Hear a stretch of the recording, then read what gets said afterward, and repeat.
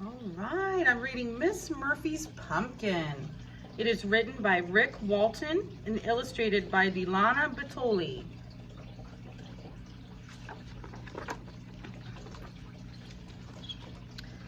Mrs. McMurphy lived by herself on a farm at the edge of the wood.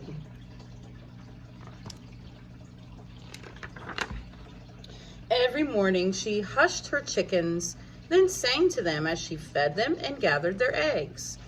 Every morning she gave hay to the cows, scratched them behind their ears, then told them to mind themselves while she milked. And every morning she slopped the pigs, smiled at them, and said, "If you break out of your pens today, you're bacon." Then she'd give them each a kiss and a pat.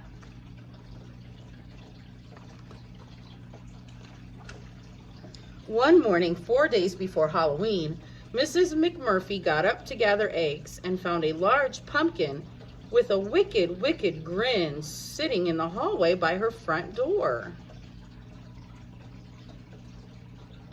And the pumpkin said, "My mouth is here, I speak to you. When my teeth are here, I'll eat you." "What a sweet-looking pumpkin," said Miss McMurphy, "but pumpkins belong outside." And she carried it out to the porch.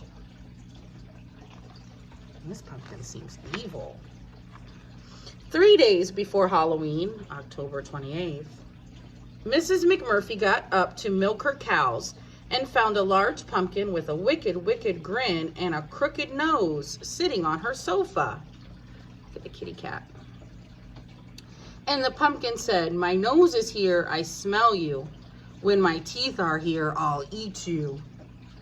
"Morning is my work time," said Miss McMurphy. "Why don't you come back in the afternoon? We'll have cookies and milk."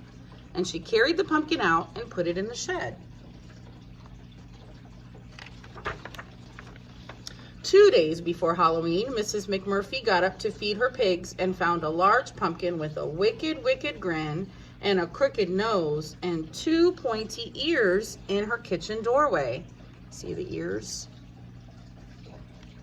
And the pumpkin said, "My ears are here, I hear you. When my teeth are here, I'll eat you." "Now, now, now," she said, "let's remember our manners." I wonder why Miss McMurphy's being so nice to this pumpkin when he's being so mean to her. And she took the pumpkin outside and set it floating down the river. There he goes. How many animals do you see on this page? On the day before Halloween, Mrs. McMurphy got up to clean her house and found a large pumpkin with a wicked, wicked grin and a crooked nose and 2 pointy ears and 2 mean eyes staring on her kitchen counter. And the pumpkin said, "My eyes are here, I see you. When my teeth are here, I'll eat you." "And what lovely eyes they are," she said, "but I'm afraid no one is allowed on my kitchen counter." And she put the pumpkin in a box and mailed it to the North Pole. There he is, looking awful cold. On Halloween morning, Mrs. McMurphy woke up to do her baking and found a large pumpkin with a wicked, wicked grin and a crooked nose and 2 pointy ears and 2 mean eyes and large, sharp teeth sitting on her stove. Look at his teeth. They do look pretty sharp.